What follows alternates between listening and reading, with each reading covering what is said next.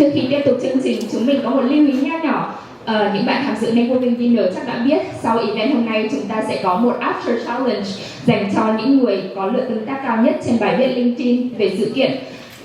Các bạn có thể có cơ hội được nhận cả vé free cho Viet Career Conference 2026. Trong giờ lunch hôm nay các bạn có thể ghé qua các booth để chụp ảnh và tham gia hoạt động nhé. Còn tại phòng chính này, chúng ta sẽ cùng bước vào Professional Panel với chủ đề Rise Higher, Dream Bigger. Đây sẽ là buổi trò chuyện giữa host và diễn giả dày dặn kinh nghiệm đến từ nhiều lĩnh vực khác nhau, chia sẻ hành trình, những bài học quý giá và góc nhìn thực tế, giúp chúng ta khám phá dấu ấn ngay từ những năm đầu sự nghiệp, bí quyết thăng tiến bền vững và kỹ năng lãnh đạo để tỏa sáng. Một lưu ý nho nhỏ, trong panel này, các anh chị diễn giả sẽ sử dụng tiếng Anh để truyền đạt câu chuyện một cách tốt nhất. Đồng thời, tất cả những quan điểm được chia sẻ là cá nhân và không đại diện cho bất kỳ công ty hay tổ chức nào. Và bây giờ em xin trân trọng giới thiệu các anh chị trong Professional Panel ngày hôm nay.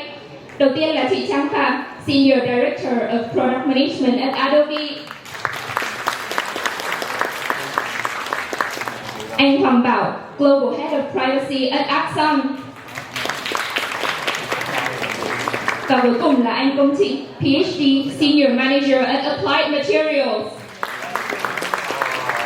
Và người điều phối chương trình ngày hôm nay là chị Rachel Tiên Nguyễn, Manager US Stress Testing at BMO.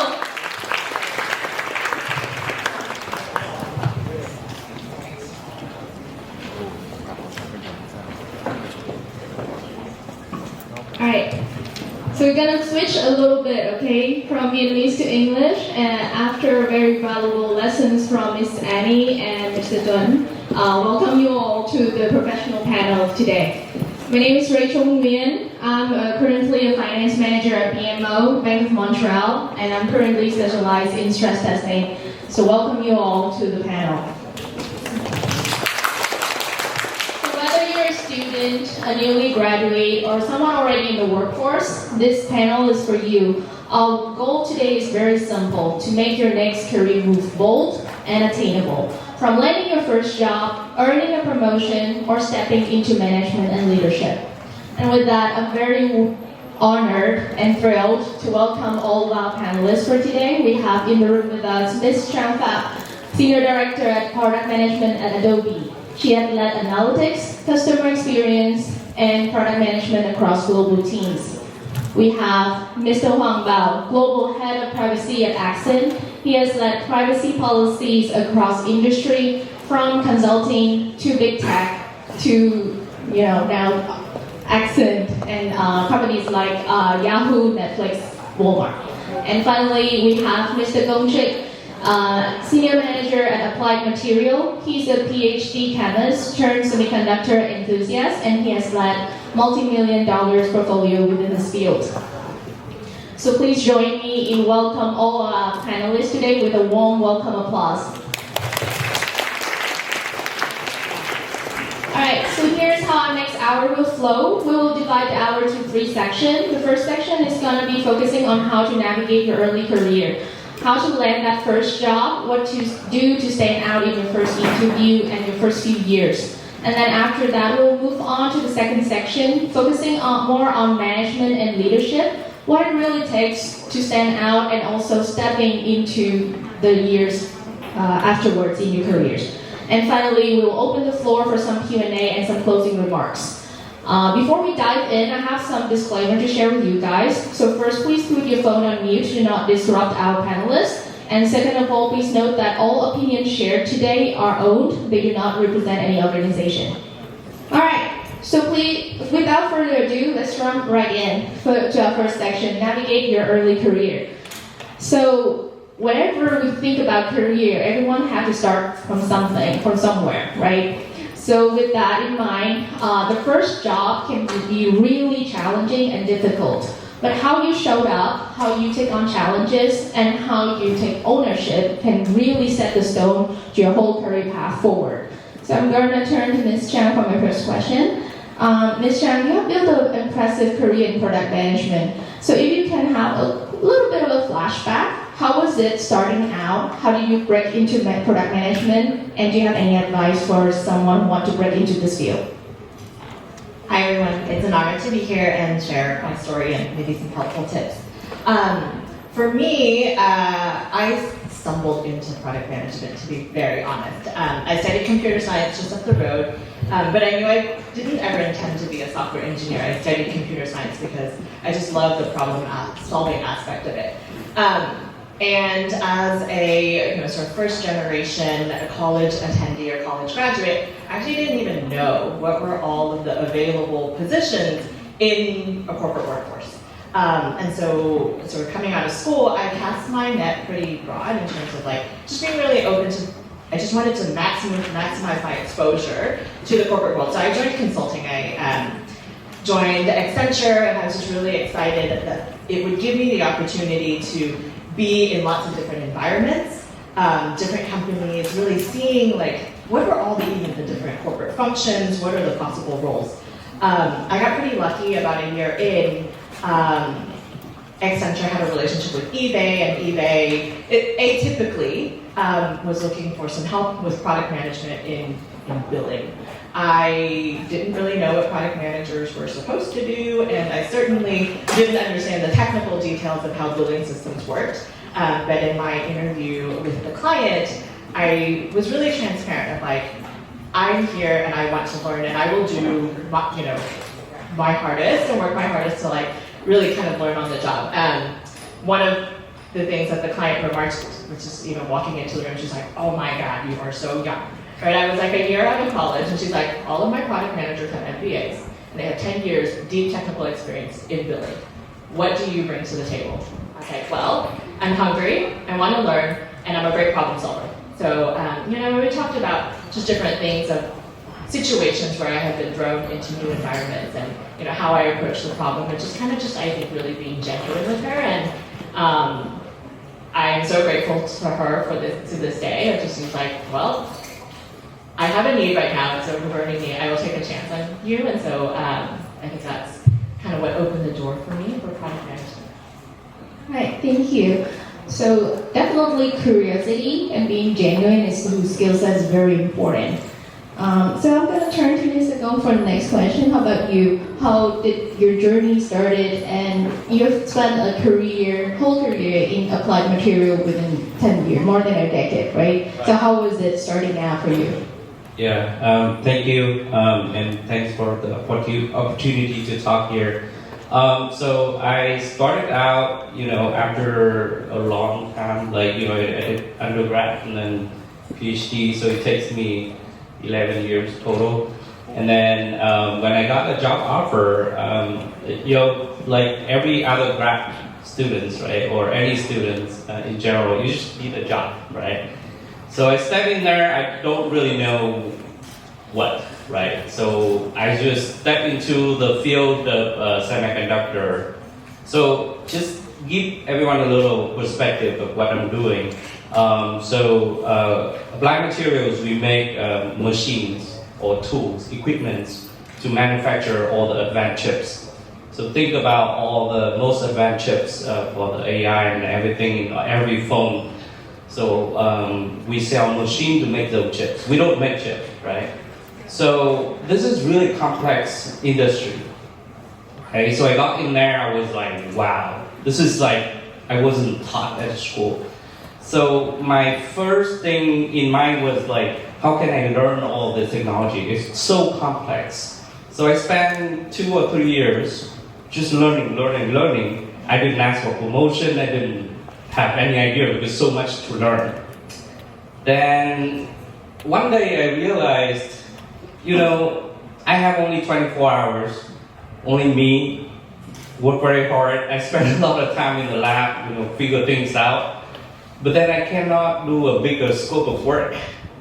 So at that point, I thought, I want to be a manager because, when there's a problem at work, I want to change direction. I can't because I'm not the decision maker, right? So when I look around, because like I said at the beginning, all I want to learn is technology. I didn't care too much. But then I saw something wrong, I want to correct it, I couldn't because I didn't have the power. And also, sometimes I want to do a bigger scope of the projects, but I couldn't because limited time, right? So at that point, I thought, all right, I need to have a team, right? Then I can get a bigger scope. I can hopefully make a better decision, right? So then I talked to my manager. I want that. And yeah, you just keep asking, and then they will give you feedback. What do you need to be a manager, right? So first skill that she told me to do was train people. So I did that really well because I love teaching. Second is be more organized, right? Because when you get a bigger scope, you better be organized because otherwise it's going to be chaotic. And the third thing she said was know how to influence people. Okay? So how do you influence people? A couple of things. You need to be technical sharp. You know what you're doing. That's good. The second is presentation skill.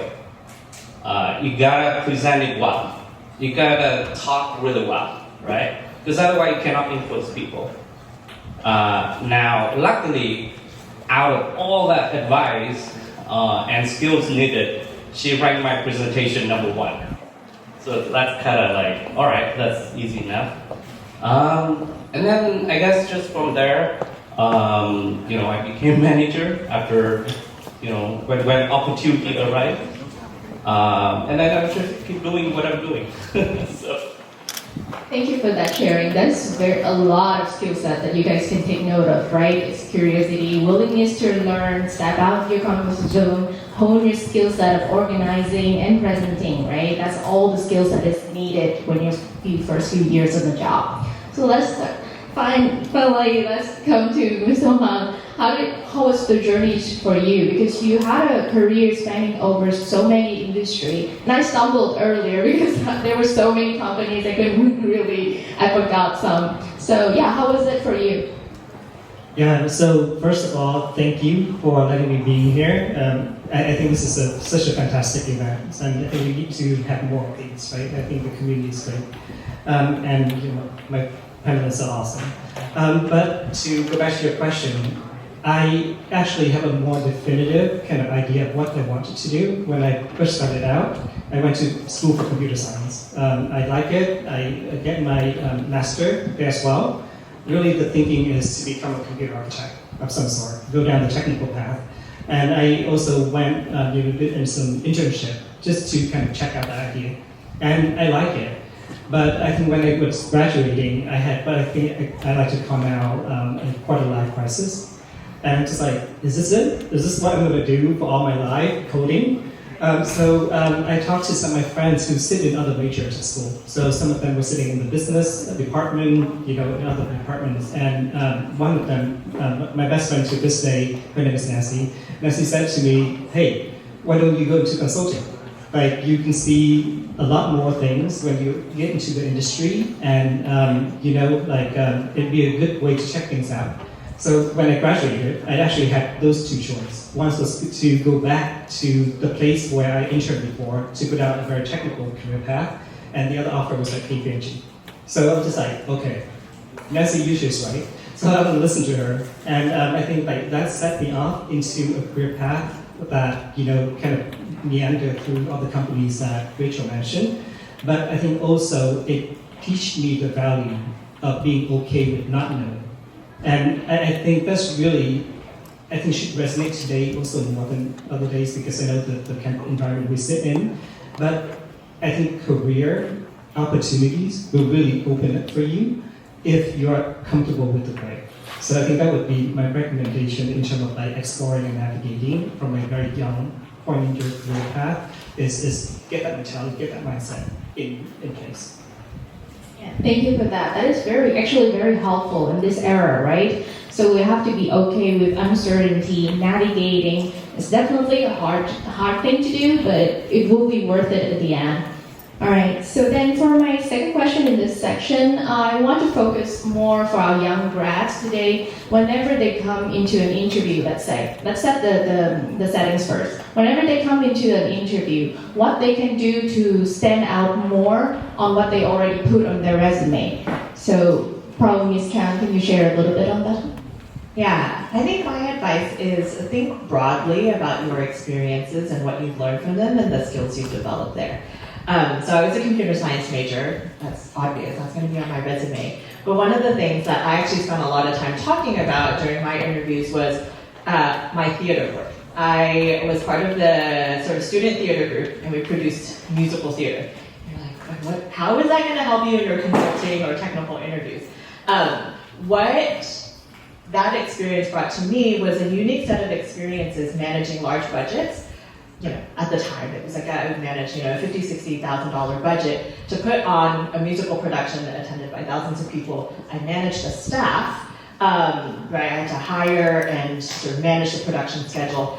And one unique experience I had, it was like one of my last years in college, was I actually had to fire the director of the production, right? And these are the things that you're like, they don't show up on your resume, because you're like, how do I even talk about that in my student resume? But it's things like that, like you're constantly problem solving, kind of in your sort of even in project spaces or in your extracurriculars.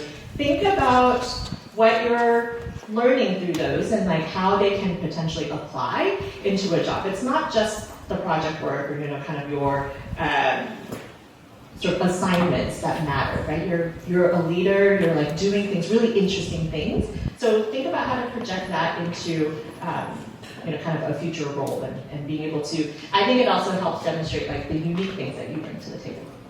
Definitely. That's very helpful. So how to translate any experience is valuable experience, right? How to translate that to your own story. Find your hook early so that you can showcase that in an interview. That is very important.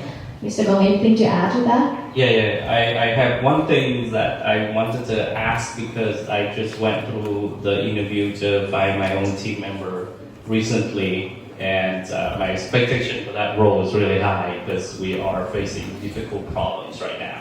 So one of the things I think if you guys do that will set different, actually two things. Number one is, did you ever try to ask the interviewer, hey, what are you looking for a candidate? And you can open it in the way that, hey, I have a lot of things to share, but what are the key things that you're looking for? Just ask that. So either through email or even the interview, right? Because the problems that I saw with candidates is they look at the job description, but a lot of time it's machine-generated job description, right? And then they come in and just try to show off in a way, which is fine, but it's not really impressive, right? So to the point where I had to email a bunch of them, here's what I'm looking for, and they still miss it. Right? And you gotta think about this, right? We have only 30 minutes to make decision whether this one is good or not. And we all came there looking for a specific thing. And we don't mind to share that. I look for certain things, right? Now, is there a common thing? No.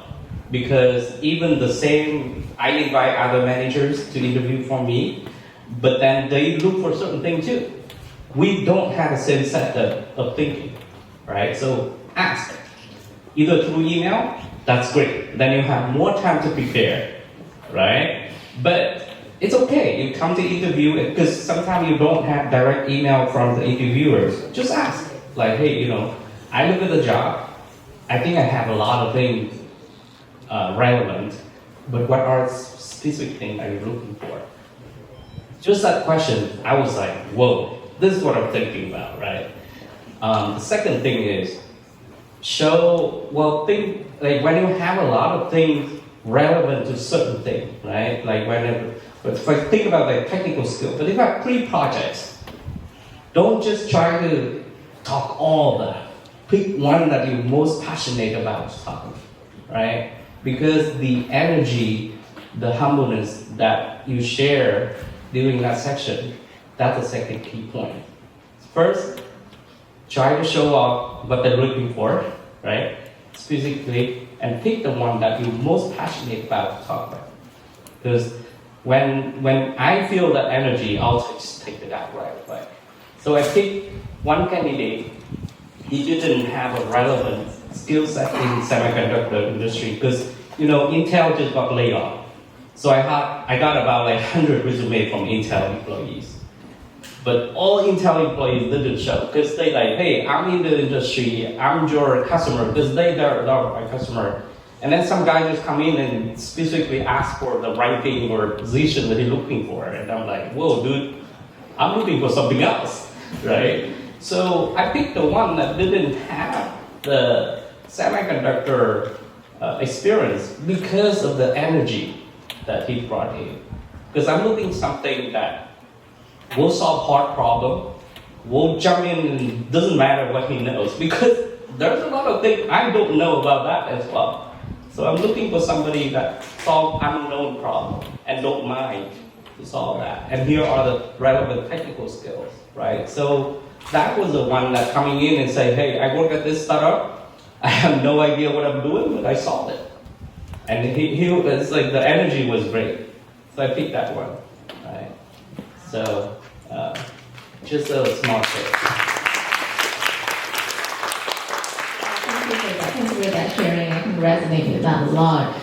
The willingness to learn and the willingness to ask. One thing I want to share with you all is a motto of mine is that if you don't ask, the answer is always no.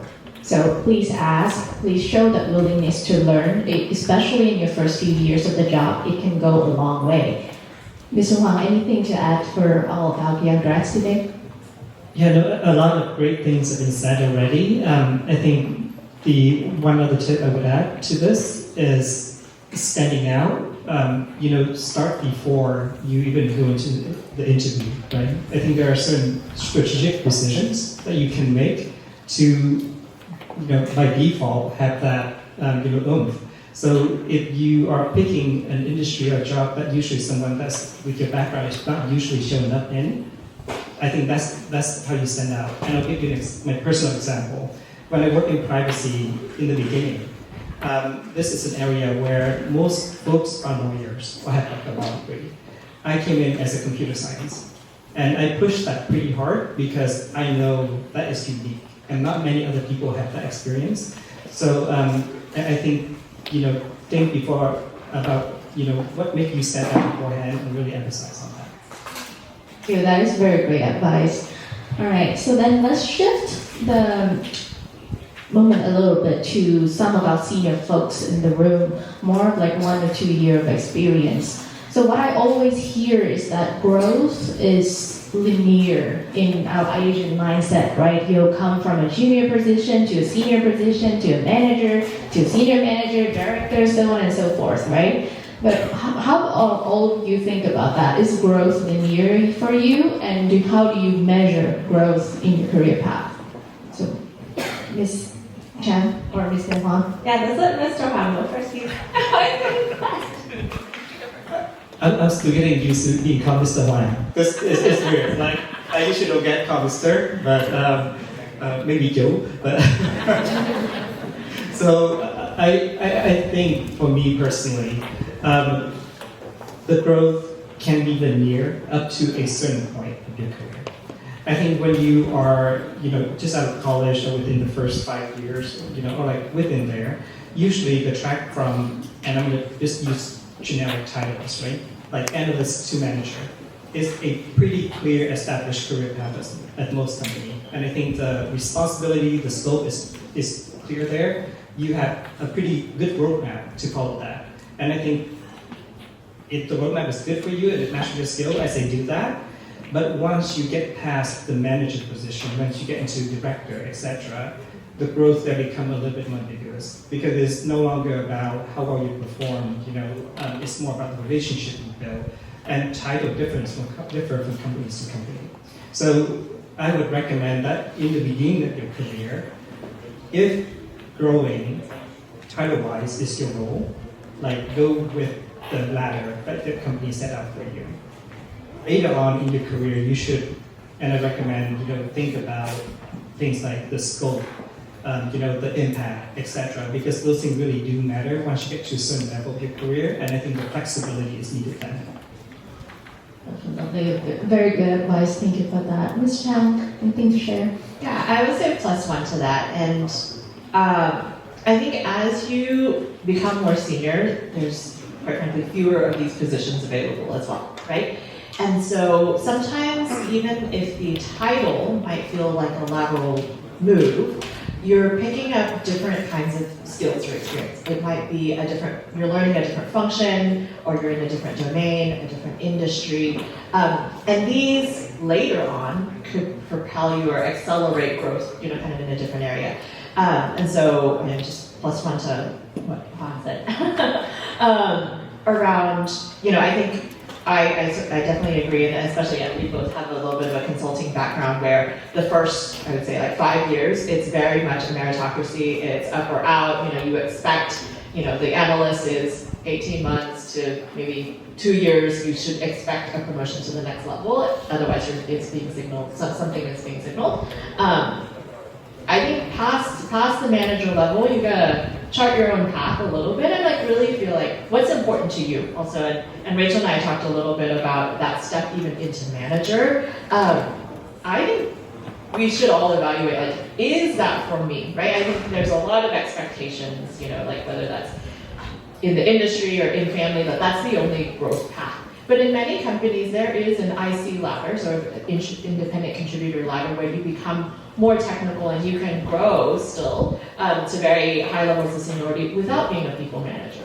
Is that better suited for all of us, right? I think sometimes you have to fight against the pressure of oh, why aren't you a people manager yet? People manager, it's not for everyone. And so I think being open to that kind of thinking and exploration for yourself, and just feeling satisfied with your own personal growth, right?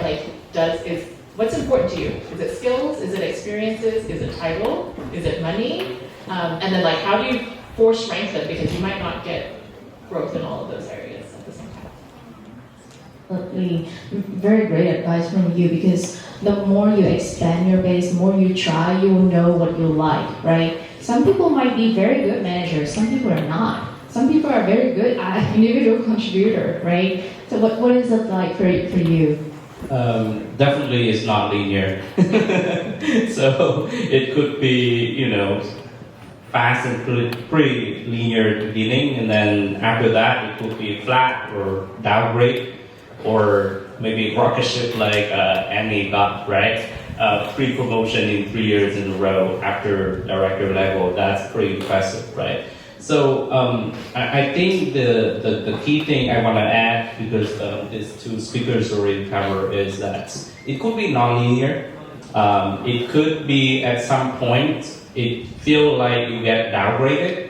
So for example, this is my own experience, right? I worked for the same company 12 years, right? I was all the path that my first management tree was the same for the first 8 years. So it was very predictable, because I know up and down all the way to VP level, right? Very comfortable, I already know all that. So then, in 2021, 2022, that's when I plan to get to director level, right? And then the whole thing changed, right?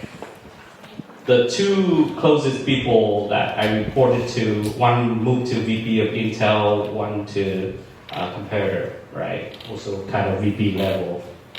So now I have a choice.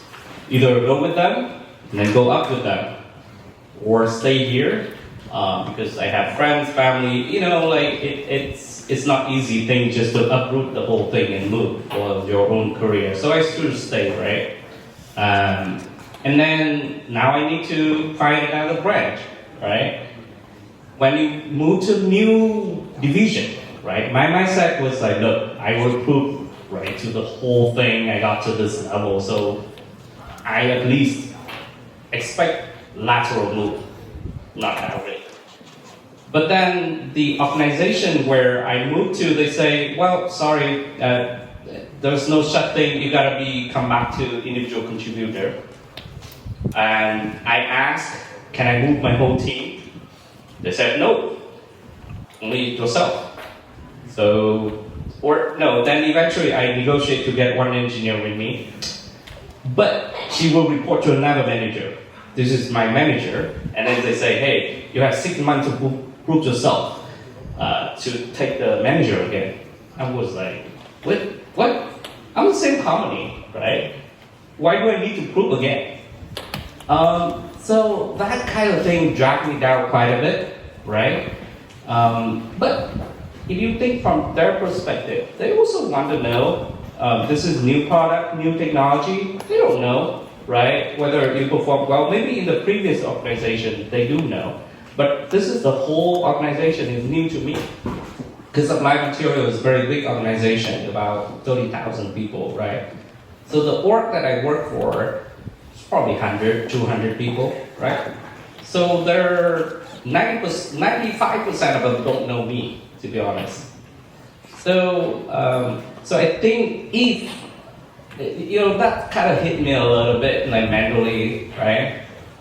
So I think this is just advice for younger professionals here. It's okay to be individual contributor, because actually when I came back to individual contributor, I did better in terms of technology, because I didn't spend time on meetings. I didn't spend too much time on managing people like HR jobs.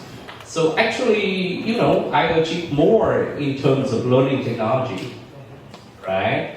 So thinking back, I also was like, they don't treat me well, all that, right? So down for 3 months. But then after that, I supercharged again. And actually, the amount of technology I saw in that period of a little more than a year was way more than the past 4 years that I was manager, right? So now I moved to a new org again. And then all the technology that I learned turned out to be very useful. And then this time it took me 2 months to move from individual contributor to manager. And this time when I made the move, I wasn't that shocked. And this time it took me 2 months to, well, maybe like 3-4 months to make impression all the way up to the VP level, right? So just want to share, it's okay to be down a little bit. And maybe that is where you supercharge your next growth. I haven't got promoted yet, but.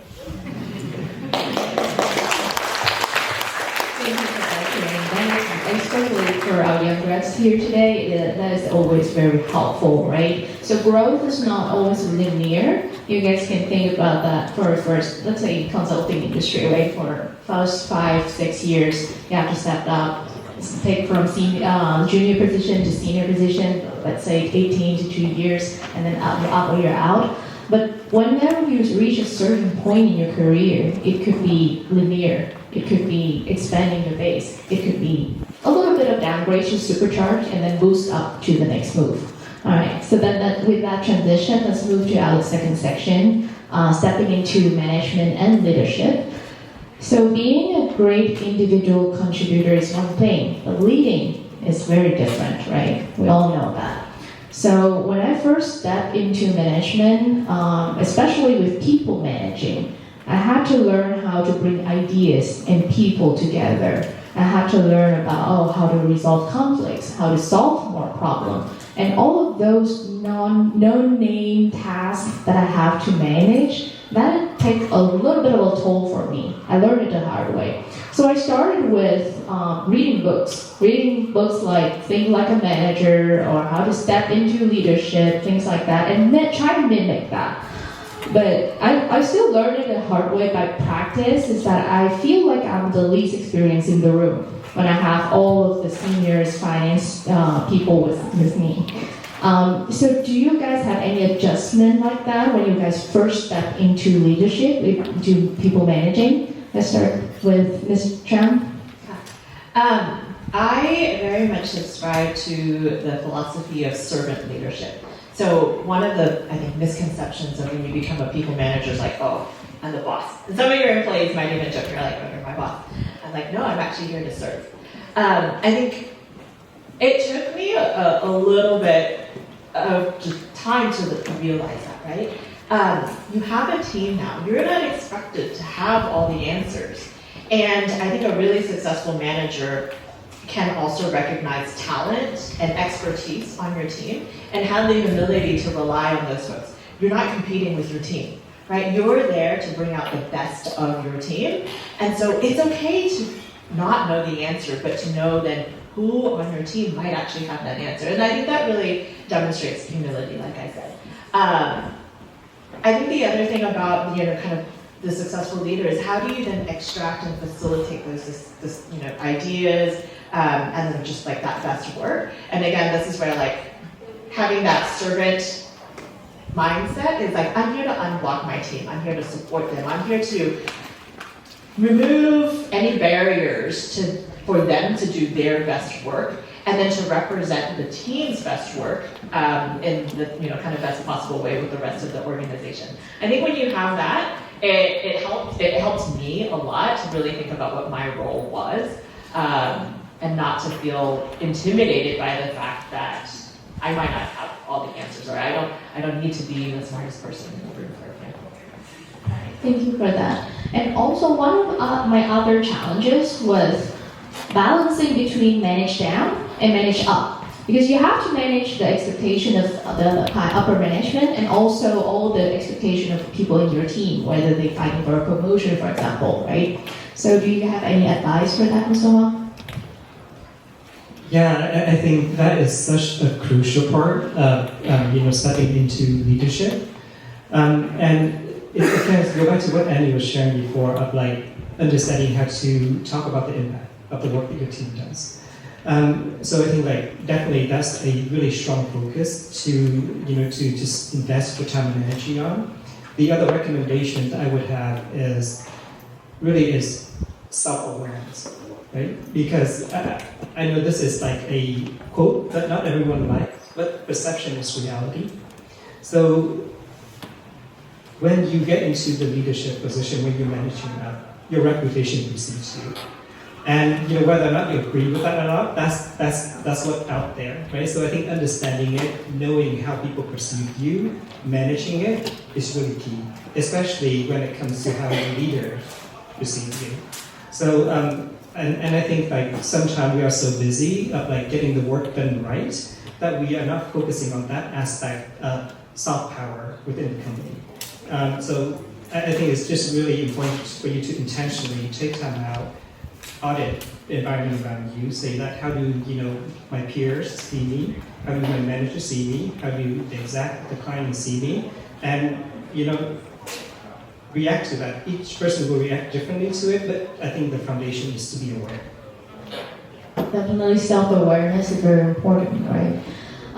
So let me pull back a little bit on what Ms. Ngong you shared earlier, right? You jump from a manager to an IC, back to a manager. So I want to dig a little bit deeper on that because everyone would be very curious to learn. So what was that adjustment is like for you?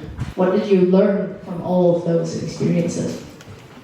I think the first thing I wanted to share is don't feel bad, right? You don't get downgraded, to be honest, because sometimes upper management put you as individual contributor for a couple of reasons. So first of all, they want to find project for you, right? Because you can't just be a manager working on something not very impactful, right? So it's okay. And then sometimes they want to figure out if they give you very early market testing projects, right? They want to see, because to think about when you are individual contributor, the whole thing you do is about the project and technical. And now that with the level of experience that you already have, you can navigate it very quickly. And then they actually support it in terms of giving resources. So you don't have to do all that by yourself. But the key thing they want to look from you is strip out all the unrelated part. Just want you to focus on technology and solve that.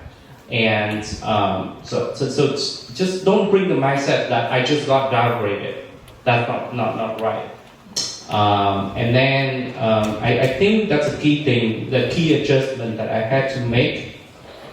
And then, luckily within the last 2 years, I did that twice.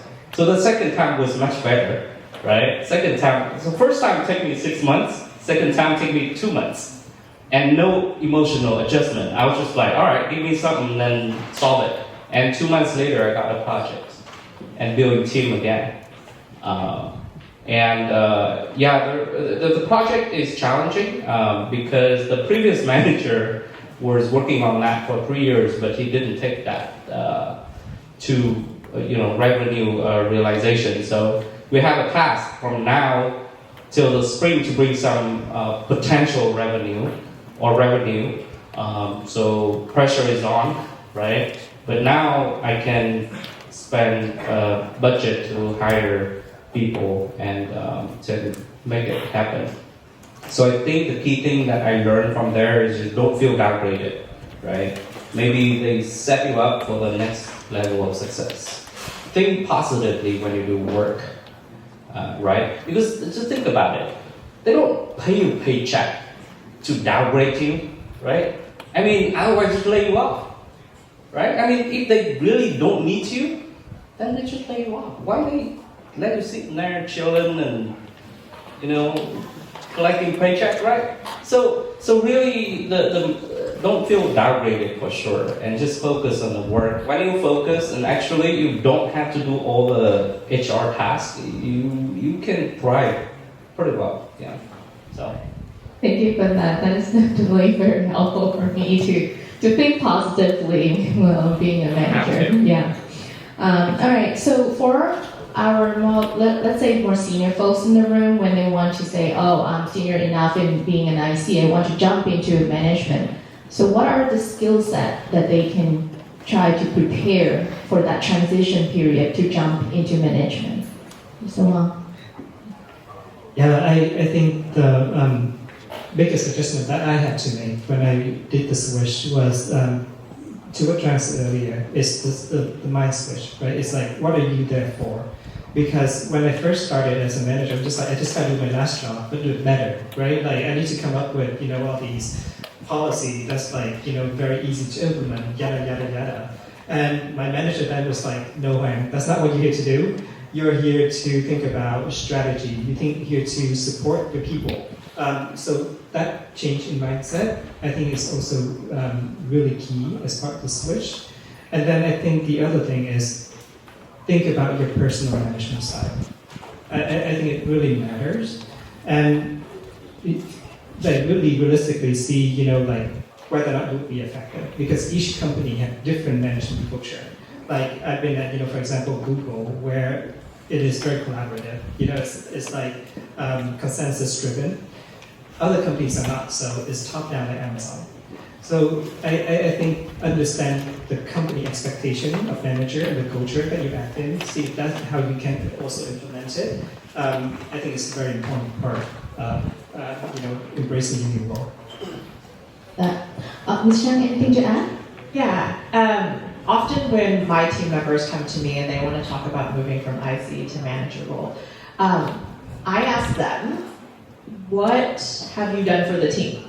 Right? What team problems have you solved? And many of these aren't the responsibility necessarily of an IC, but that to me signals that they have the right mindset and they're really thinking about the team culture, team processes. These are parts of the responsibility of being a people manager, right? Again, it's not just organizing the individual contributor work, but like, how are you helping to connect all the work of the team members? How are you helping to support them? I'll ask them, when these new members join the team, did you coach them? Do you help to influence their work? Do you help to influence, kind of stakeholders' perception of the team? So I look for people who've already demonstrated the proactivity to do that before we can even start having a conversation of like, are you ready to jump into a people manager role? Like, I will almost never promote anyone into a people manager role if they haven't done any of that work, regardless of how amazing they are as an individual contributor, right? Because, like I said, there's two tracks, right? And that, you can still be promoted along the IC track for doing great IC work, but there's different set of responsibilities that come, and at Adobe anyways, it's actually two different ladders, right? So you're actually jumping ladders, and so we need to talk about the skills that you have to be successful in the people manager ladder. Thank you. So guys, see, so coming from one great individual contributor to a great people manager is a whole different thing, right? You have to be prepared even before you jumping into people manager. So for some, people management might be the right track. For some, it might not. So, and that's okay. You guys have to like expand your base and try it out to see if it fits for you. My next question. Maybe I just add one more point. All the great points already there. So I think the most important in this training, right, and influence people, right. So even when you young, like maybe you second year or end or first year, but if there's a new member coming in and they ask for help to train them, right. So that's the best way to spread out your influence, even though you are not manager at that point.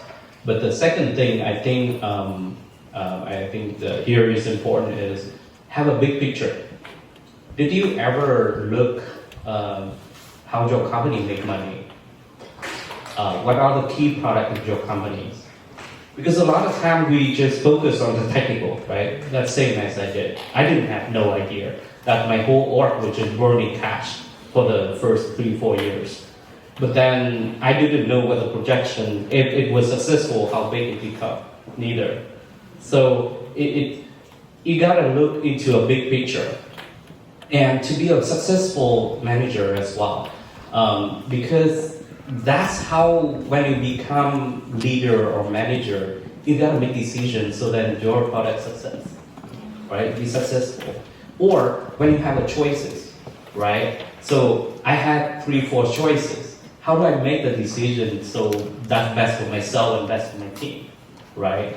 So you gotta pick project that either already make money but there's no growth, or really tough, no revenue, but the moment you guys make money, even tiniest revenue, you can get promoted, right? So, but having a big picture is normally what's missing. Always ask look, whatever company that you work for, how they make money, where you are in that money will, right? Let's say if you move all the way to VP, what is the high of that revenue share you can get, right? So then that helps a lot. So I think that's something that I didn't realize for the first 5 years. So. Thank you for that. Definitely think big, and like the theme for today, right? Rise higher, dream bigger is definitely going to be very helpful for that. So I want to take a step back a little bit because we talked about all the positive things, right? We talked about jumping into management, that's great, all of that.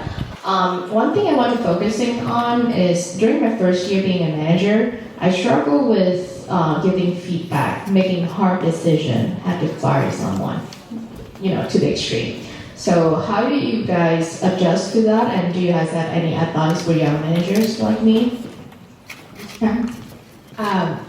I think you have to build up your support system is one strategy, right? Like there's other managers, I think, learning from experiences and practicing, right? I think we talked about feedback, right? There's tips and tricks of how to deliver feedback, and we talked about different frameworks. One thing that we do at Adobe often is you can role play, right? You practice having those hard conversations and just playing out the scenarios and helping yourself to prepare. I think it's one thing, and then just relying on mentors and people who've gone before you to help bolster your skills. For that, thank you. That is definitely helpful. Mr. Huang, Mr. And if you don't mind me breaking the flow just a little bit, I'm actually quite curious of the audience. Among you all, how many of you want to be a people manager? Raise your hand. Oh, wow. So actually less than I thought. Yeah. Oh, then I see 2 hands over there. Cool. No, thank you for letting me take that poll. But I think feedback is challenging, right? Because frankly, there is an HR component to it. So you need to really kind of go with the structure that your company set up from that perspective. But I think that company also have a different culture. When I was at Netflix, the culture was very direct. You should be able to, pull your peers into a room, your peers, your manager, your direct report into a room, give them feedback about how you think they're not doing well, and that should be the norm. Versus at some other company where there's a scheduled cadence of quarterly feedback. So I think you should be aware of that. But the one framework that I personally really like to use is the Radical Candor framework. I'm not sure how many of you have heard of it. It's actually a really good book by Kim Scott, and it's helped you see how to deliver feedback in a caring but candid way. Because there are 4 quadrants of feedback that you can deliver. One is that you don't do it at all, which is not what a manager should do. One is where you are being super nice but effective. So I think that's not helping your report. But when you do care about the report deeply and when you are candid with them, I think that's the magic quadrant. That's what they call radical candor. And I think that's the model and the philosophy that I subscribe to. Thank you for that, Shannon. That would be very helpful for me. So thank you for picking that poll too. I need to shift the room a little bit back now. So let's open the floor for some Q&A because I know you guys are all very curious and have some questions for our panelists. Do you guys have any questions? Please raise your hand, state your name and organization, and one concise question for the panel.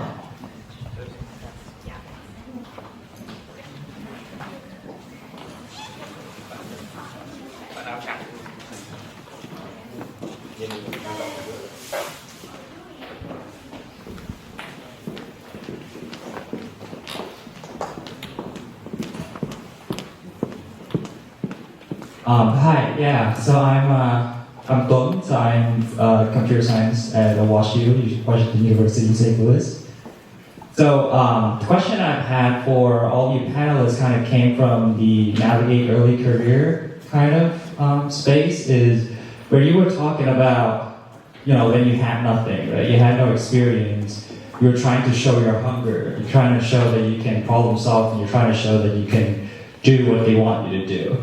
So when you have no experience within the field or no kind of anything to show for, what do you show? Like, what is something that helps recruiter kind of realize, like, okay, I'm hungry, I want to do this, I'm actually ambitious, and I can't do this if you take me in. I can take that. Well, when you come in, right? So imagine your first week, right?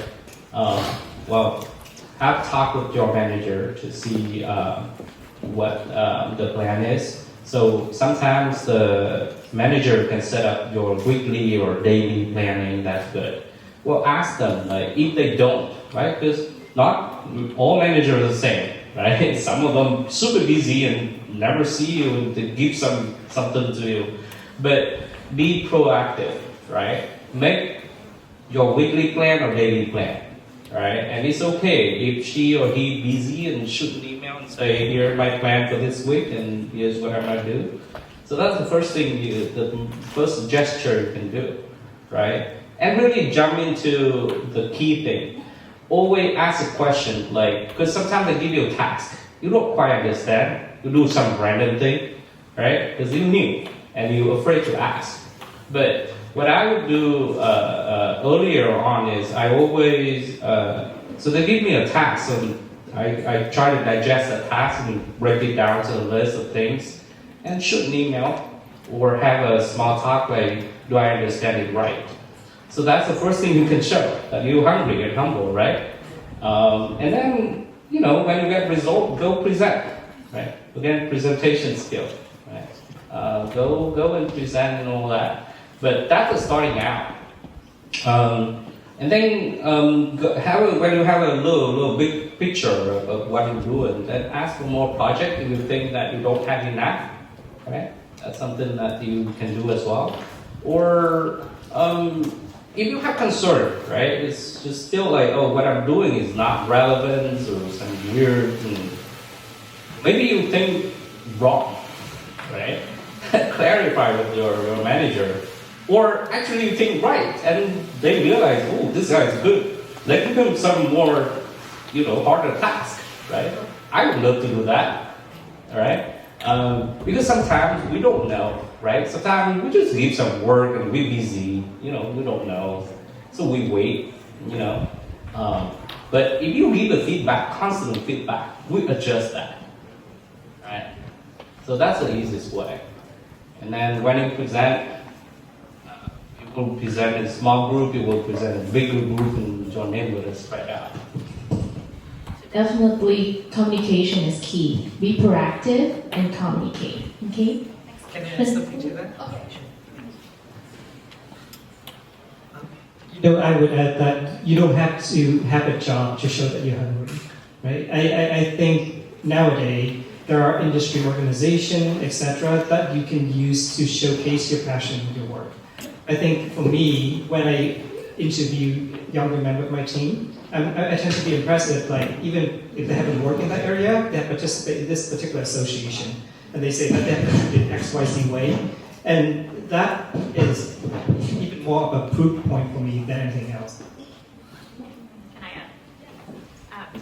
One more thing I'll add is sort of even just preparing for the interview, and that shows a level of proactivity and sort of ambition and desire. So, for example, like, how much research have you done about the company? What's the problem space that they are in?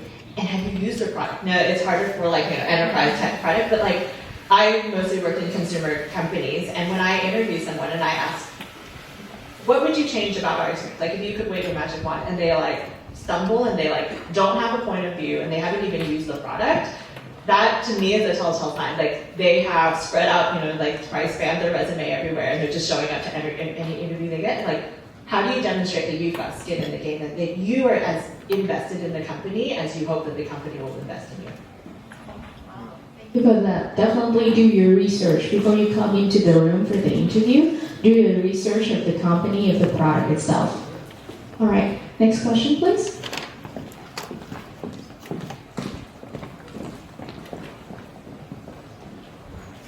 My name is Annie, and I'm a doctoral candidate. Last year, the end of this year, hopefully graduate. Thank you, chị Trang, anh Công, and anh Hoàng for sharing your wonderful tips. I believe everyone learned a lot from you today. And I do have a question about, okay, so just out of my curiosity, if you can start all over again in your early career, what would you do differently? Maybe it's one thing that you would do differently, what would it be? Thank you. That's a trick question, huh? That's definitely a trick question. I've never thought about that. That's a very great question. Thank you for that. Anyone really want to start? Since she's in a doctoral program, I go, why do you? Since she's also in the field. To be honest with you, it's I don't know, to be honest, because I don't even know if I change something, right, and then it will lead to a different path, an unknown path, right? So to me, I don't wish I can turn back. I used to do that a lot. But when I started having, like, midlife crisis when I hit 40, I stopped thinking that way. Because it doesn't help. It doesn't help. Because I believe each one will have their own path, either chosen or defined. I don't know. I'm still trying to figure that out. So the only thing that I want to do is moving forward. And at least what I do right now is actually I wish I could do, sharing my own experience for you to know, so you can make the informative decision. I don't want to turn back time for myself, because what if I make a slightly different decision? Maybe I don't meet my wife, right? So I don't want that. I'm okay now. So all I'm sharing is what I know. Hopefully it's useful to all of you. And yeah, I don't want to change. Thank you for that. Great answer, actually. Hard answer to follow.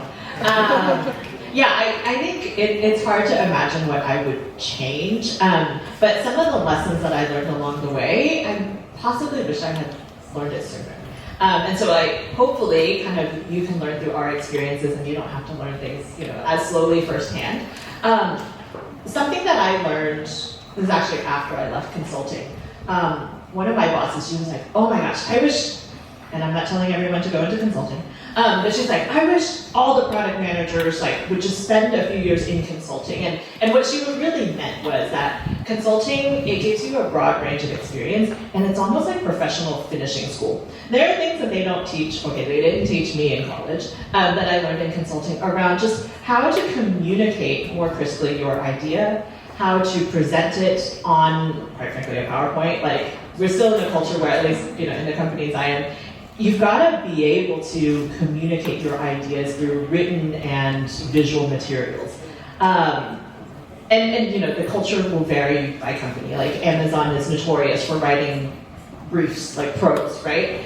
Some cultures are very, presentation heavy. But just being able to refine my skills in just, I think, making these things nice and crisp, that was just kind of one lesson. And then learning broadly about the business management said, do you understand how your product fits into the overall business strategy, and what are all the different functions that go in towards making a business successful? So, and these things just help you look around the corner, right? Even as an IC or as a manager, being able to anticipate the types of questions that senior leaders will be thinking about and asking, and those are the, like I said, the types of things that I wish I would have accelerated in my learning.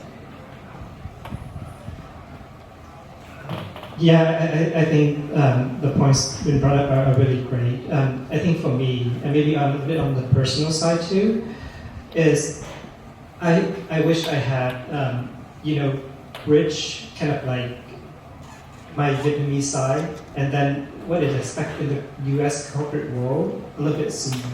Because, and this might resonate with folks in this room, I think we brought up to showcase our contribution in a different way, right? And I think it takes some discomfort to adapt the way that corporate America works, frankly. And I think the sooner you're able to understand how to sell yourself, but remain authentically you, so that way you don't burn out from doing it, I think the better.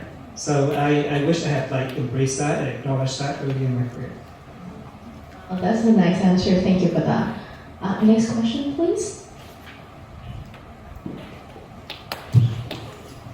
Hi everyone, I'm Noah and I graduated with a major in information systems. First of all, thank you guys for taking your time for being here.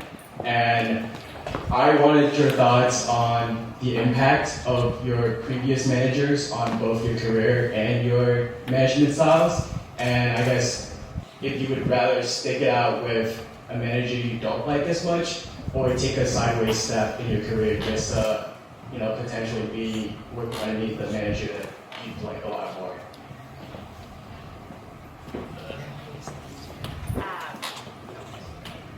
I have had the fortune of working with some amazing managers, and I would say, bar none, I will almost always stick with that manager who's got your back and who's helping to promote you. I'll say caveat, provided that you also feel confident in their trajectory, right? So if your manager's not growing, they're not creating new opportunities for you. But when you're working with just an amazing leader, I almost didn't have to self-promote as much, right? You have this close relationship. Many of my promotions through, and I have a couple of individuals in mind, they made it happen for me, right? And that's just amazing. And these folks, they've got your back. I took, and I knew that manager that I was reporting to at the time, she deliberately delayed organizational decisions until I came back. She carved out space for me to work on a meaningful project even after coming back as a first-time mom. And it's pretty rare, within a year being back after my first job, and I was gone for 6 months, I got promoted to senior director. So that's what working with an amazing leader gets you, right? And then when you work with a manager that is really tough and you guys don't get along, it's just soul-sucking. It's draining. You've got to show up every day, and if it feels like you're going into the arena every day, that's no fun either, right? We spend so many hours at work. So that's my personal, opinion of like what the difference can feel like.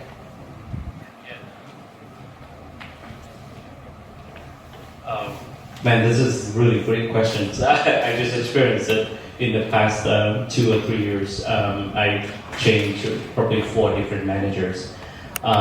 So yes, choose a manager that you feel comfortable to work with, that you feel their support, and you feel like and also choose the one that have a growth path. But it's hard to judge when you just join. So at least right away choose the one that you feel comfortable working with. Now, sometimes give it the time to understand and build relationship with manager right away as well, right? Because you just get out from school. You have a mindset of maybe like, your advisor or teacher tell you what to do. Some managers don't have that mindset. So maybe you feel disappointed a little bit, but maybe that's good. So give it a time to understand the manager. I would say about 6 months. Don't just like have a bad impression and then make a conclusion this is bad manager, right? Give it a try for 6 months, at least. The second thing is, this is my own experience as well. I fortunately didn't have a direct conflict with my direct manager, but in the past 1 year, right, I had a skip manager that I don't like that style at all, right? And it pushed me to the point where, I was individual contributor, I got back to my manager, got my own project, but that guy just right there, and it just so bad that I was like, I don't care. I'd rather be back to individual contributor, right? I give it 6 months. I set multiple one-on-one with him. I tell him my style of doing things. I explain to him that, he does not need to do that. But, he didn't change, right? So I give it 6 months. Since I set first one-on-one, try to change that. But then he didn't change. Skip manager, right? But I mean, the guy's been there for 15 years. Do you expect him to move somewhere else? No, right? So I gotta make a move, right? And I move as far as possible from that org, right? Then the next move, right? And I was like, whoa, where do I move to, right? So I reached out to the manager that I know really well in the past, and he VP level now. But he told me, I'm gonna get retired in 5 years, and I don't wanna grow even more. So my organization will stay the same size, or maybe shrinking. So he told me, well, there's this guy, he was working for me, he's great, he's kind of rising star in the org. And he's like, but he's young, a lot of his projects have a high risk. But I think you should go to him. So I said, all right. Then, that's to complement to what Tichan said, right? Choose the one that rising star. That's going to be risk, right? If he fell, but I think the strong leader, if they fell to a certain project, upper management will give them another chance. So, and make sure he's supported as well. So when I talk to him multiple times, I share as much as I can with my past experience, my style of work. So this time I learned the hard way. So I'm going to be upfront with how I'm going to do it. And he okay with that, and he's okay with my way of doing things. He said, well, we need to adjust. And then, sure, we will adjust. But this time I was more direct, even though I wasn't like applying for the jobs, but even though, I still have a really frank conversation with him at the beginning.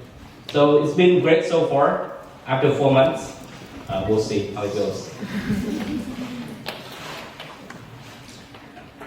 So for me, I think the manager relationship is so important to your mental health that I tend not to, stay in a bad relationship for too long. Like, I think if I'd done the due diligence, if I'd give it time, if I'd feel like, I am clear my expectation, I brought a fair amount of communication to the table, then I think sometimes, and this is in terms of career growth too, it's good to cut the losses and move on. I do have an experience where I stay with what I think like an imperfect manager. I'll use that. That's no good or bad, I think there. But an imperfect manager for a longer time, because in that particular relationship, I was learning a lot. Like they might not be the best people manager, but I was learning so much like good technical skill. I was getting to work on really interesting projects, and I think for me personally, that was a good trade-off. So I think sometimes it is a personal choice of give and take. May I add to that a little bit? I think the point of being open is very important. I can be very confident in saying that I have an experience pretty much not like anyone in the room here today. I come from France, so I had a whole decade living in France, having like this laid-back culture, and then moving to the States and working in the corporate America. For me, it was like culture shock. I was like 4 months in, I saw everyone eating on their desk, and I was like, what are everyone's doing? They don't have a life or what? But I didn't get that positive mindset from the start, but be open and give them a little bit of benefit of the doubt is very important, actually. So I learned it the hard way, but for me, on the long run, I think be positive, be open, willingness to learn can help you a lot. Even with an imperfect manager, like you said, right? We can still learn things from them. So be mindful of what we can learn along the way. That is very important. One last question? Yeah, one last question, please. Anyone? Still have a lot. We still have a lot, so maybe 2? All right. Maybe we should skip lunch, huh? We should lunch. So, my name is Tui. I'm dear scientist at STAR. So I have been here for 6 years. So my questions for you guys is like, when you decide to jump ship, like, first, it's not like you have a conflict with your boss. For sure, I will switch the ship, change the company. But for me, I still love the company, I build the team, and I still love the team. I attach to the team, but sometimes I just feel like maybe I'm too comfortable with my zone. But out there are so many things that I want to explore, but I just feel like I have too little motivation to jump. But I think that at some point I need to jump. So when you decide, what made you decide to change the company?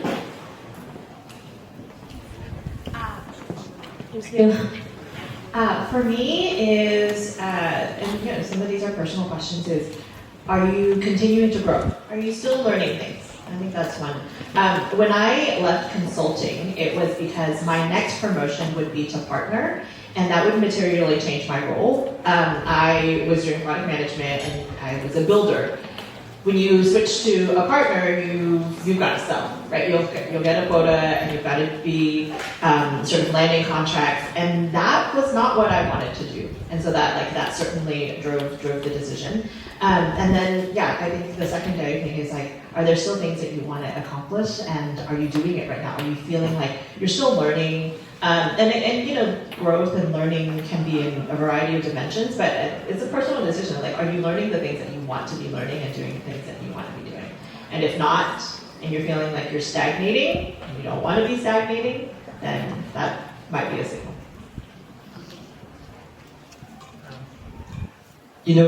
I think I would actually ask you, right? What do you want to do ultimately? And is there a path in your current role to help you get there? I think that's one thing you should consider. And then the other thing is a faster path, at a different company that will help you get there. So I think about your destination and think about the options of getting there will kind of help you navigate that kind of scenario. Yeah, it's weird that I haven't changed my company and I try to answer this question. But I do think I was in your shoes multiple times. I thought about change multiple times. I didn't change. there's a couple of things, right? I'm not sure if the next thing that if I join, I will enjoy as much as I do right now. But it does feel boring a little bit, isn't it? Right, I know. So what I do instead is I do other things, right? I do have a lot of other side projects I do on the side. Sometimes it makes money, sometimes it's lose money, sometimes it just make you feel good, right? Do that kind of thing, because just think about it, like we're just doing one thing, even though we're really interested in that job, we're still like kind of inspired, like to solve the technical problem. But again, it got repetitive, right? Same set of things over and over, same set of people. So you feel bored at some point. So either you don't feel you will grow or you stuck, then definitely move, right? Or you double your income, that's great, move, right? If none of that, then do other things, right? That make you feel less boring. Maybe you enjoy your work, but you just need some change, some fresh air, right? So do something. I can share when you have that question, but I do other things all the time. Thank you. All right, next question, please. We have 2 hands.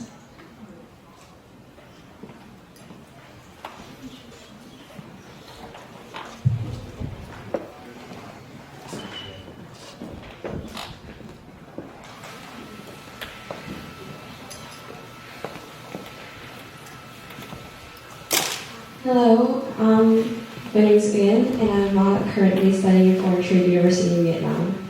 And I'm really grateful to be here today and hear insights about especially manager roles. For this position, you mentioned that you often look for candidates who have already practiced some of those responsibilities, for example, training new employers or support new hires.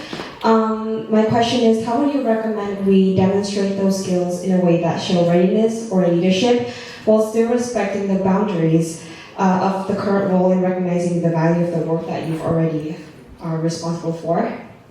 Thank you. Yeah. That's a great question. Again, this might be a personal thing, but so first off, you have to do a great job at the things that you're directly responsible for, right? You can't shirk those responsibilities. But I encourage my team not to worry so much about, quote unquote, stepping on other people's toes, right? The main thing that I'm looking for is you've identified a gap, and that gap usually is nobody is solving that problem, right? Go solve that problem, right? And then when you can talk about, and you're like, hey, I identified this problem, here's what I'm thinking about doing it, and then you go do it, and you're like, oh my God, you just actually solved one of my problems, because any unsolved problem that's in my organization ultimately is my problem, right? And so like you're actually helping there, and so I'm like, don't worry, like whose job is it? I don't know. It's probably nobody's job, right? But it's helpful to the team. So that's where I encourage just go do that. And like, I think there's nice ways to do things like mentoring, coaching, onboarding. That is the team's job. It's not even just the direct manager's job. Yes, the direct manager has to onboard new hires. But there's a whole, kind of set of support that you can lend to the new hire in terms of coaching and bringing them along. That, again, like I don't think it's very narrowly constrained. That like, oh, that's not in your purview. As a team member, it's probably all of our jobs. And I think one thing I would just add is if you not just ask. Like I think as managers, we usually have like a long thing, like wish list of things we wish we want to do. So I personally am very glad when someone said, hey, Huang, can I help you with XYZ? One of my team members recently volunteered to organize a team outing. I was like, fantastic, yeah, do it. So just ask. So I know we have a lot more questions, but we unfortunately do have to wrap up. And we will have a little bit of a networking section right after this. I just want to wrap up with one small question. I know you mentioned earlier you have other things beside work. Let's dive into a little bit just more. One last question. What was that? That's why I didn't answer, because I know that she's going to ask me that. So I think there are two things I would like to maybe I'm not sure advise or not, but I think we should do is just with this environment where you focus so much on your jobs, and then one day you get laid off and you just gonna be shocked, and then you don't know what to do and worry and all that stuff.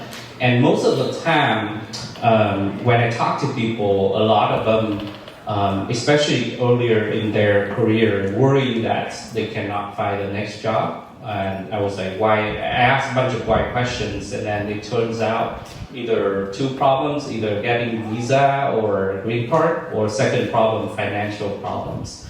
So that's why when you get to the job, so try to secure your immigration status. That's number one. Number two is start building your financial foundation.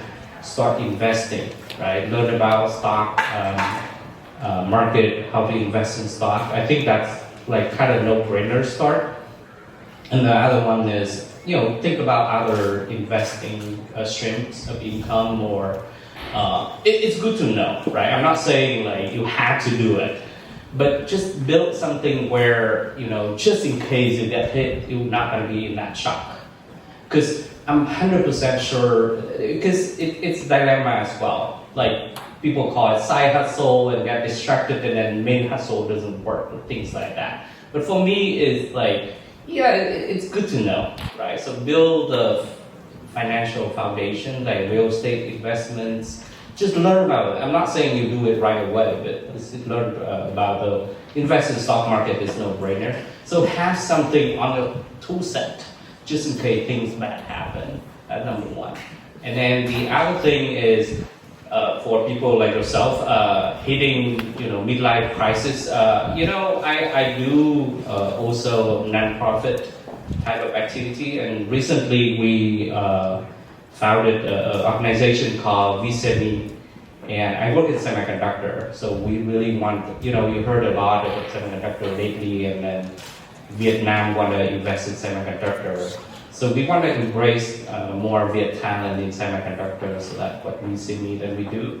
And sometimes founding an organization is hard. You don't need to be a founder. You can volunteer, right? And actually right now we're looking for volunteers in the field of marketing and content, because we all hardcore scientists. We suck at that. So if you guys want to join us, do something on the side, volunteer for that kind of thing, build community, support community, and of course volunteer for VCG and a bunch of other things. Next week we're gonna have Viet Tech conference as well. So do that kind of thing, because I read somewhere that when people ask like, when you get promoted or more money and all that, that happiness lasts very short time. But when you help people, you think your happiness lasts a little longer. And it's like when you ask people for money, it's hard. They may say no, but when you ask people for help, they're willing to help. So how do you harness that kind of power, right? Helping others. So nonprofit is a great way to do that. That's all. And that's, if you do that things, you feel good, you don't feel bored, and you're good. But move when you're stuck at work. Move. I'm not saying like, if you feel stuck, you definitely need to move. Yeah. Alright, so let's wrap up the professional panel for today. So if I may, I leave you with some, skill set that I have shared by our panelists. So be curious, be willingness to learn, be open as well, give people benefit of the doubt, give it some time to learn, and definitely try to step up as fast as you can, but that's okay to, take a step back as well. Alright. So with that, I thank you all for your attention today. Thank you to Ms. Chan, Ms. Oh Hung, and Ms. Gong for your all for sharing today. Give her that house a little token of appreciation from you. So thank you all. Also, thank you, Rich, and for being here with us.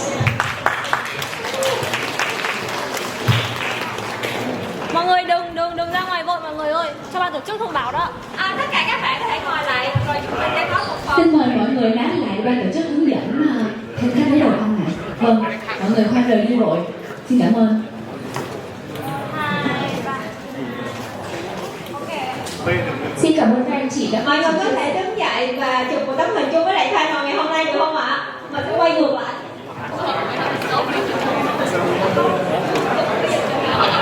Mọi người đứng dậy tại chỗ rồi đừng có buông vội nhé.